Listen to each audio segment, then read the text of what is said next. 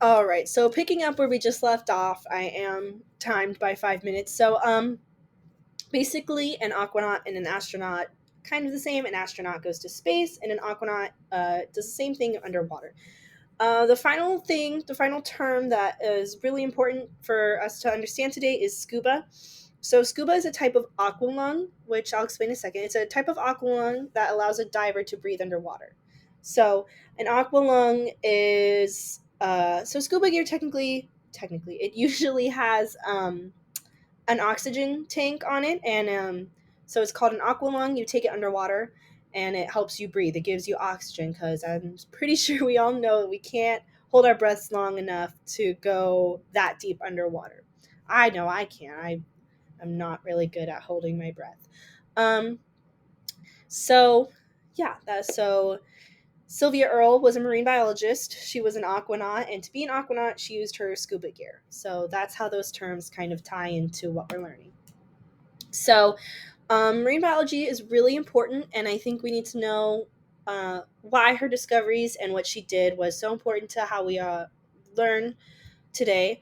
So, marine biology can teach us about pollution in the ocean. We know sometimes we hear on the news about nasty oil spills or things like that. So, studying marine biology can tell us more about how to prevent that stuff and how to clean it up and see what the pollution's doing to the little fish and all the plant life that's in the ocean.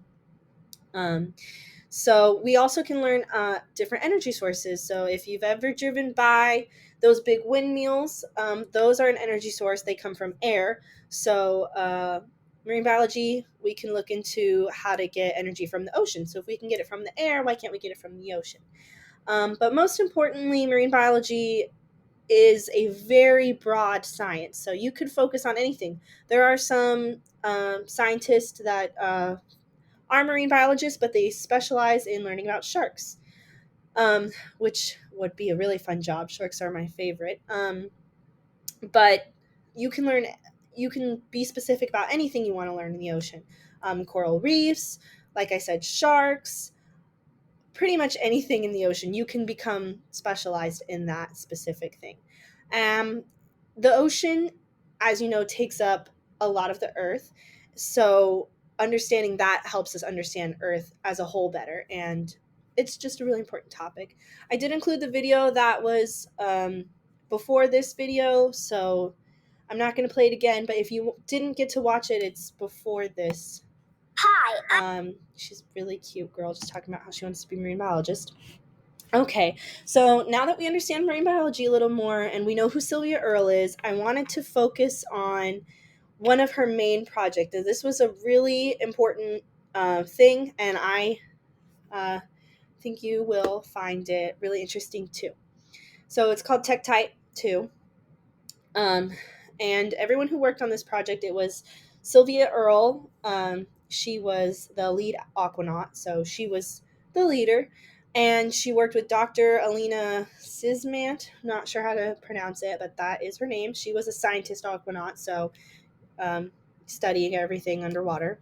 And then Peggy Lucas Bond, she was an engineer aquanaut, and Anne Hurley was another scientist aquanaut. So it was four women. There were more people that worked on this Tektite mission, but these are the main four that did a lot. And like I mentioned earlier, this was the first all-female team of aquanauts. So before this, it was usually only men, or sometimes mostly men and a woman.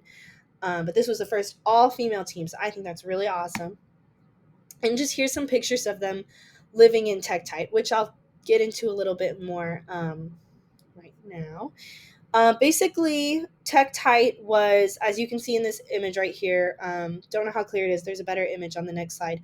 But it was an underwater building, and basically these women lived here. So it was like living in a house but underwater, which I think is really cool because I love the ocean, and if I could live underwater, I think I'd feel like a mermaid, and I just think that's really cool.